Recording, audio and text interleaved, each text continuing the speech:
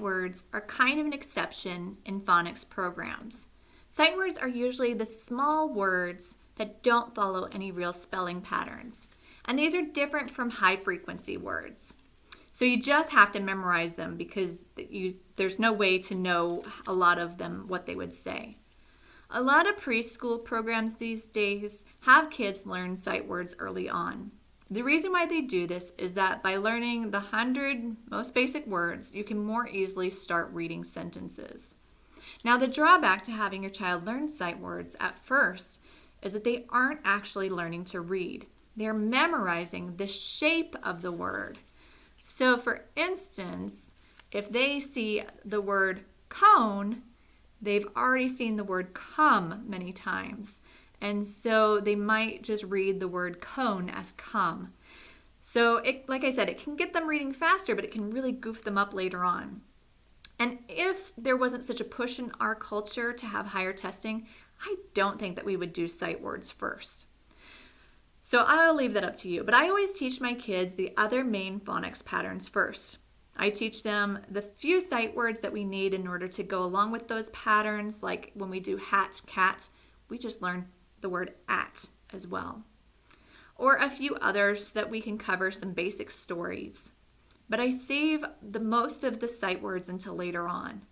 We just always reach this point where they get so overwhelmed with reading, where they feel like it's too much work to read every day. And at that point, I switch them over to sight words. So here's how I do it. You can find a free list of the 100 sight words. Actually, there's a lot more sight words that you could do, but 100 will really work. And so I split them up and I printed them on 10 sets. And so I put a little picture of a baby on the first one. And then I put different transportation ones all the way up to like a motorcycle or something. Anyway, and so I tell them, okay, you have to be able to read these words really quickly.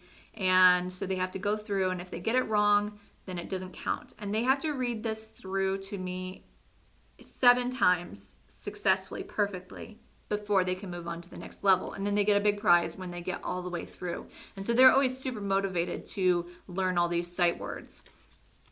A lot of people like to teach sight words intermingled with phonics. So a lot of people aim for learning 10 a week. That can get a little boring because I know in school they have a lot of practice worksheets, and that can get to be, very repetitive for kids.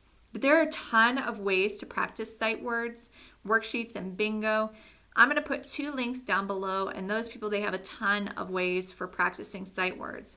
So if your child is struggling with sight words, just put it aside for a few months. They probably just need to strengthen some of their basic letter skills, and then they'll be ready for the next level.